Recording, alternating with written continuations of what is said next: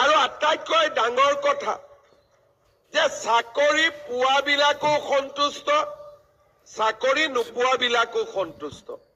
সেইকাৰণে চাকৰি পোৱাৰ পিছত আজি আমাৰ হাইকোৰ্টত চাকৰিৰ প্ৰক্ৰিয়াটোক চেলেঞ্জ কৰি এক প্ৰকাৰ গোচৰ নাই বুলি আমি ক'ব পাৰো। মামা কামাণ্ডোৰ পোষ্ট কেতিয়া ওলাব? মামা 4,000ৰ এপইণ্টমেণ্ট কেতিয়া হ'ব? আপোনালোকৰ পিছতে আৰু 4,000 থিয় হৈ আছে নহয়। এতিয়া মোক গাঁৱত গ'লে এই 4,000 আমি 1,21,240 গৰাকী যুৱক যুৱতীক চৰকাৰত চাকৰি দিবলৈ আমি সক্ষম হৈছো। আৰু আটাইতকৈ ডাঙৰ কথা যে চাকৰি পোৱাবিলাকো সন্তুষ্ট, চাকৰি নোপোৱাবিলাকো সন্তুষ্ট।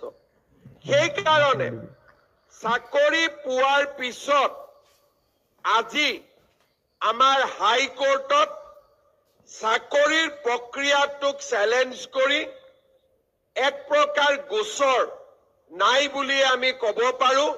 কাৰণ চৰকাৰখনৰ স্বচ্ছতা আৰু চৰকাৰখনে যে মেধা সম্পন্ন ছাত্ৰ ছাত্ৰীক নিযুক্তি দিব খুজিছে তাক লৈ আজি কাৰো মনত সন্দেহ নাই।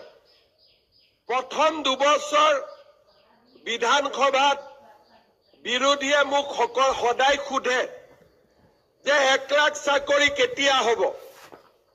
তেতিয়া মই কৈছিলো যে মোৰ 5 বছৰৰ প্ৰতিশ্ৰুতি 1 লাখ আছিলে, কিন্তু মই 1.5 লাখ পাৰ কৰি যাম আৰু 2 লাখৰ ওচৰ চাপিম।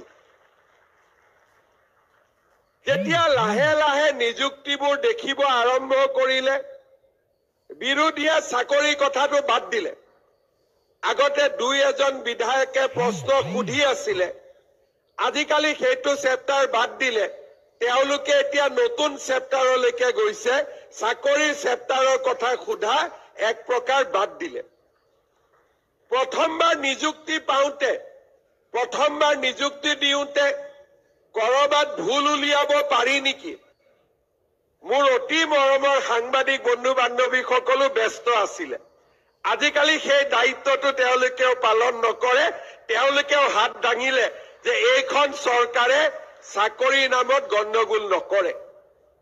আজি আপোনালোক ইয়াত আহিছে, যদি অসমত চৰকাৰী চাকৰিৰ স্বচ্ছতা নাথাকিলেহেঁতেন ইয়াত আপোনালোকৰ 5,500 গৰাকীৰ 50 গৰাকীও ইয়াত নাথাকিলেহেঁতেন। ইয়াতে জালুকবাৰী সমষ্টি ল'ৰা ছোৱালী থাকিলেহেঁতেন, ৰণোজ পেগুৰ ধেমাজি সমষ্টি ল'ৰা ছোৱালী থাকিলেহেঁতেন, আৰু কৰবাত আমাৰ খুলখালী, কৰবাত আমাৰ ভনী জোৱাৰী ইয়াত ভৰ্তি হৈ থাকিলেহেঁতেন। আৰু অসমত তেনেকে নিযুক্তি চলিছিলে। আৰু এসময়ত চৰকাৰী নিযুক্তিৰ পিছদিনা এখন বাতৰি কাকতত লিষ্ট ওলাই কোন কাৰ খুলখালীয়ে, কোন কাৰ ভিনদেউক, আৰু কেতিয়াবা কাক কোনে বিয়া কৰাব ঠিক কৰি থৈ দিছে। চাকৰিটো এডভান্স হলে বিয়া কৰোৱাত ভাল হ'ব, তাৰো লিষ্ট ওলাইছিলে।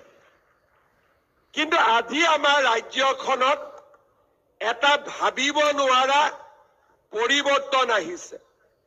অকল যে শিক্ষকক লৈ নহয়, আজি যেতিয়া মই গাঁৱত যাওঁ প্ৰথম প্ৰশ্ন আমাৰ কেতিয়াবা গুৱাহাটীত বহি থকা ব্যক্তিসকলে ভাবে যে নিশ্চয় আমি ইমান লিখা পঢ়া কৰি আছো, ফেচবুকত চৰকাৰ এগেইনষ্টত লিখি আছো, ইমান কষ্ট কৰি আছো, হিমন্ত বিশ্ব শৰ্মাক ল'ৰাবিলাকে লগ পালে নিশ্চয় বহুত টান প্ৰশ্ন কৰে।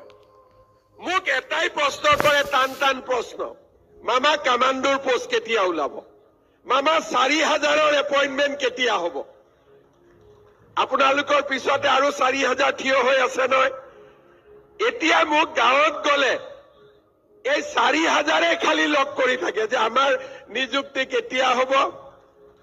কামাণ্ডো নিযুক্তি কেতিয়া হ'ব আৰু মোক সোধে গাঁৱৰ ষ্টেডিয়ামখন বনাই দিব লাগে মই বোলো হিমা দাস লভলিনাক দেখি এওঁলোকে খেলুৱৈ হ'ব খুজিছে নেকি মই বোলো ষ্টেডিয়াম কিয় খেলিব ইচ্ছা কি খেলা বোলে নহয় দাদা পুলিচৰ চাকৰি লাগে নহয় দৌৰিব লাগে এনেকুৱা পৰিৱেশ অসমত আগতে কেতিয়াও হোৱা নাছিল আজি আমাৰ অসমত এটা ভাবিব নোৱাৰাকৈ যুৱক যুৱতীৰ মাজত এটা আশাৰ সঞ্চাৰ হৈছে যে পঢ়া শুনা কৰিলে আমি চৰকাৰী চাকৰি পাব পাৰো আৰু য'ত চৰকাৰী চাকৰি নাপাম তাত চৰকাৰখনে আমাক